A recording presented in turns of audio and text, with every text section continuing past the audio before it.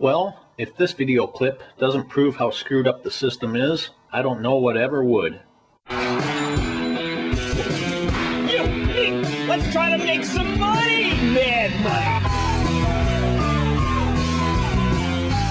Mad Money! You can't afford to miss it! Hey, I'm Kramer. Welcome to Mad Money. Welcome to Kramerica. Other people want to make friends. I might have put you in bondage if that's what I was doing. I just want to make you money. It's my job is not just to entertain you, but to educate you. So call me at 1-800-743-CNBC. On Mad Money, we reserve the right to profit from anything, no matter how heinous. I respect that subprime lending is a problem, but I don't see it really impacting the economy, other than for the working class, which admittedly is most of the country. But even the working class will eventually be bailed out by the Fed. That's been my plan. I'm bullish, 2 Fed rate cuts, subprime lending is the cause, and then we go up. See, deep down inside Ben Bernanke, he's got an inner Marxist telling him, take care of the proletariat. But until the Fed bails out the working class, the working poor, it's going to be real hard for them to borrow money. So tonight, unequivocally, we celebrate the working class's only way out.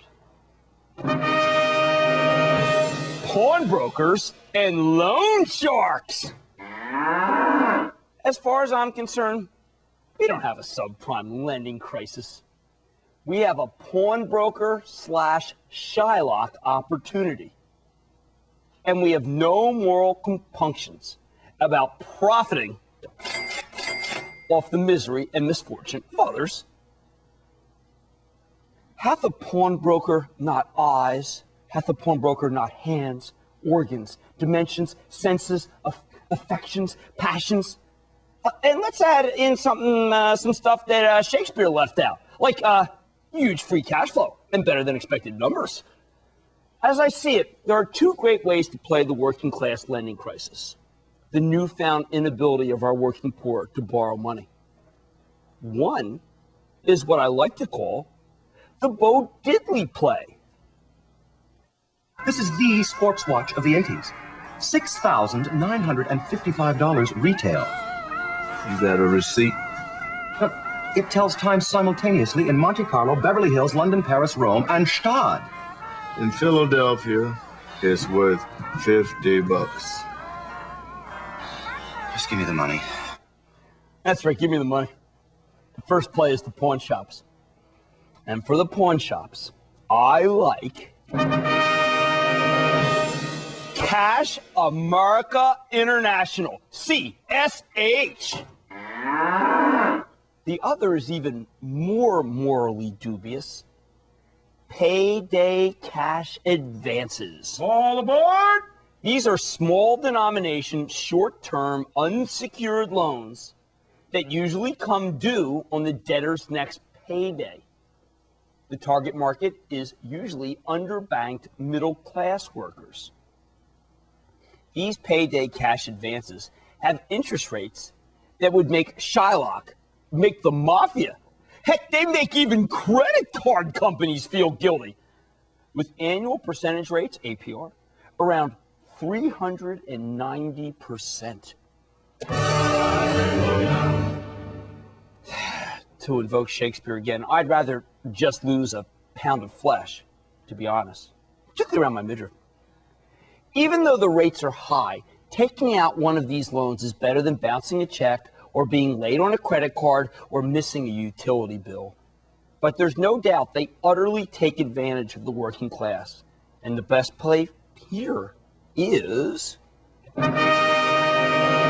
Advance America Cash Advance Centers, known as AEA. All right, let's start with the loan sharks, because that's how payday cash advance companies are being portrayed. Not by this statesman, of course, but by the media. And then we'll go to the pawn shop. AEA has 2,900 cash advance centers in 36 states, and they're growing. State governments have been trying to limit the number of advances an individual can have and limit fee charges. Some states might try to eliminate payday lending altogether. Georgia did it. And you know what happened? People just went across state lines to get these loans. The demand remained, and there's substantial pressure to repeal the ban from the very people it's trying to protect. I think these regulatory efforts will fail. Not only do we still live in a government of, by, and for the corporation, but if you can cut out payday lending, there's really no place else other than the pawnbrokers where the working poor can borrow money. AEA's got a 13.5 multiple on 2007 earnings estimates with a 13.5% long-term growth rate. Remember, 1 times growth rate from a PE is just cheap, cheap, cheap, especially in light of the fact that the poor have nowhere else to go for loans now that we've wiped out the mortgage lending business. When I say we, of course, the media had a real hand in that. We're very powerful.